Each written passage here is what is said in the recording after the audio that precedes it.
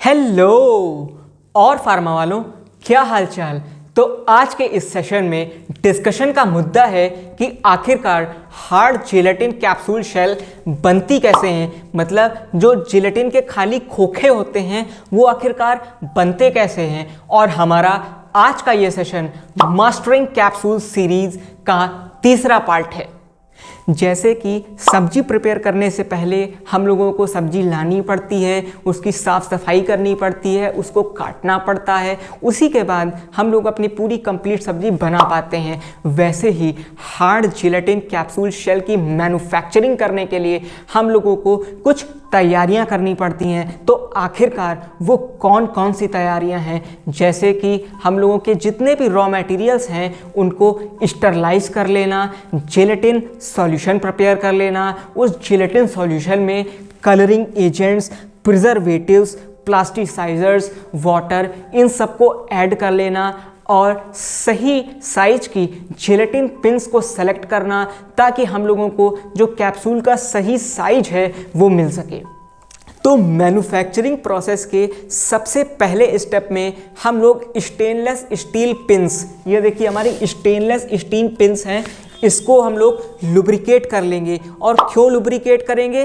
ताकि जब हम लोग इसको जिलेटिन सॉल्यूशन में डिप करें और जब बाहर निकालेंगे तो इसके ऊपर एक जिलेटिन फिल्म बन जाएगी, उसको वो आपस में स्टेनलेस स्टील से चिपक ना पाए और उसको बाहर निकालने में बाद में कोई दिक्कत ना हो, इसलिए हम लोग जो पिंस हैं उसको लुब्रिकेट कर लेंगे। तो इन स्टेनलेस स्टील पिंस को लुब्रिकेट करने के बाद हम लोग इनको जिलेटिन सॉल्यूशन में डालेंगे। देखिए हमारे पास दो टाइप के जिलेटिन सॉल्यूशन हैं, एक बॉडी के लिए और दूसरा कैप के लिए। ऐसा क्यों?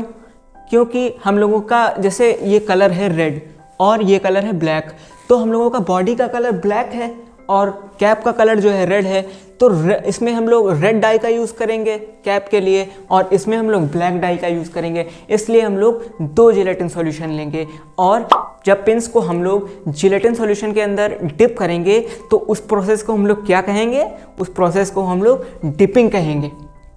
थोड़ी देर तक इन स्टेनलेस स्टील पिंस को हम लोग जिलेटिन सॉल्यूशन के अंदर डिप्ड रखने के बाद जब बाहर निकालेंगे तो हम लोग ये पाएंगे कि ये जो स्टेनलेस स्टील पिंस हैं उन पर एक जिलेटिन की परत यानी जिलेटिन की एक फिल्म चढ़ गई है। ये परत कहीं मोटी है तो कहीं पतली, इसका मतलब ये परत यूनिफॉर्म नहीं है। तो इस परत को यूनिफॉर्म बनाने के लिए हम लोग इसका स्पिनिंग प्रोसेस करेंगे। स्पिनिंग प्रोसेस में क्या होगा? स्पिनिंग प्रोसेस में हम लोग स्पिनर की मदद से इन पिंस को रोटेट करेंगे, जिससे कि क्या होगा, इसके ऊपर सेंट्रीपिटल फोर्स पीछे की तरफ लगेगा और जो हम लोगों की जिलेटिन की परत है वो एकदम यूनिफॉर्म हो जाएगी। तो स्पिनिंग की प्रोसेस खत्म होने के बाद जब जिलेटिन की फिल्म यूनिफॉर्म हो जाएगी तब हम लोग इस जिलेटिन की फिल्म को जो है यहाँ पर ड्राइंग चैम्बर के अंदर रखेंगे। ड्राइंग चैम्बर में रखने की वजह से क्या होगा, जो हम लोगों की जिलेटिन फिल्म में जितना भी वाटर कंटेंट प्रेजेंट है वो इवापोरेट हो जाएगा। मतलब जो जिलेटिन फिल्म है हमारी ड्राई हो जाएगी और इस प्रोसेस को हम लोग क्या कहेंगे? इस प्रोसेस को हम लोग ड्राइंग कहेंगे।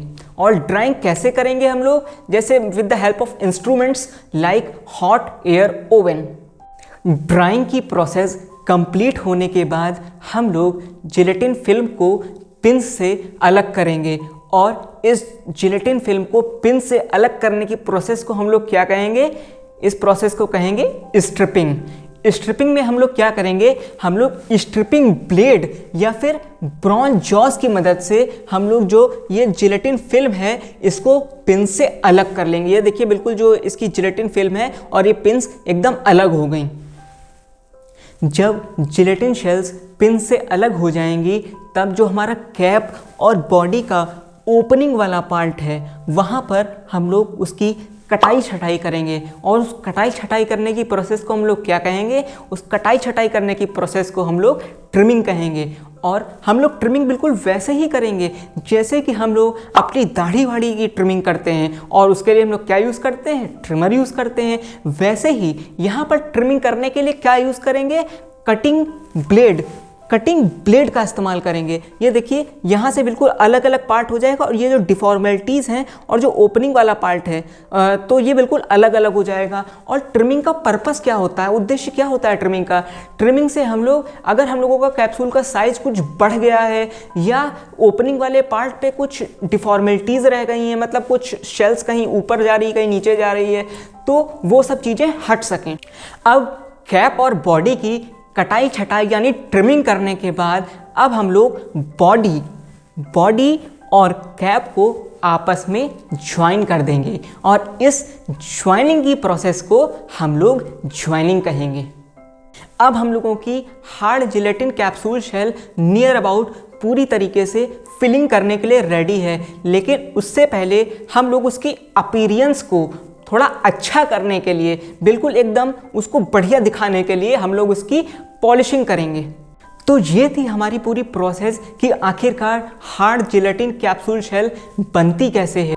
तो चलिए इस पूरी प्रोसेस को एक बार समराइज कर लेते हैं। उसके लिए हम लोग सबसे पहले स्टेनलेस स्टील पिंस को जो है जिलेटिन सॉल्यूशन के अंदर डिप कर देंगे। उस प्रोसेस को हम लोग क्या कहेंगे? डिपिंग कहेंगे। डिपिंग की प्रोसेस के बाद जब हम लोग पिंस को बाहर निकालेंगे तो हम लोग देखेंगे कि वहाँ पर जिलेटिन की एक परत चढ़ी हुई है जो कि नॉन यूनिफॉर्म है, और उस नॉन यूनिफॉर्म परत को यूनिफॉर्म बनाने के लिए हम लोग स्पिनिंग प्रोसेस की मदद लेंगे। स्पिनिंग प्रोसेस से जब यूनिफॉर्म हो जाएगी जिलेटिन फिल्म तो उसको ड्राइंग चैम्बर में भेजेंगे, जिससे कि जिलेटिन फिल्म में प्रेजेंट जो भी वाटर मॉलिक्यूल्स हैं, वाटर कंटेंट है, वो इवोपोरेट हो जाए। उसके बाद हम लोग स्ट्रिपिंग की प्रोसेस करेंगे, जिसमें हम लोगों की पिंस हैं और जो हम लोगों की जिलेटिन फिल्म है उसको अलग कर लेंगे with the help of stripping blade. उसके बाद हम लोग इस जिलेटिन जो शेल है उसकी ट्रिमिंग करेंगे।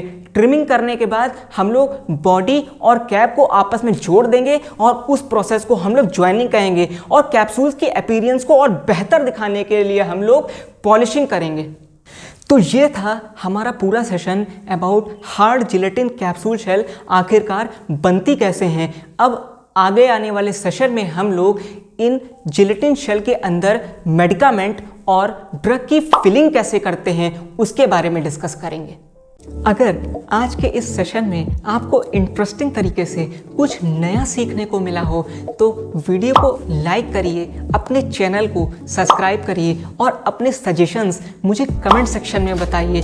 और हाँ, अपने जूनियर्स और सीनियर्स के साथ अपने इस चैनल को शेयर करना कतई मत भूलिएगा, ताकि हम सब एक साथ मिलकर एक कम्युनिटी बिल्ड कर सकें जो कि डेडिकेटेड हो इंडिया को एक फार्मेसी हब बनाने के लिए और फार्मेसी प्रोफेशनल्स को ऊंचे से ऊंचे मुकाम तक पहुंचाने के लिए। Thank you very much for your contribution. Keep learning, keep growing.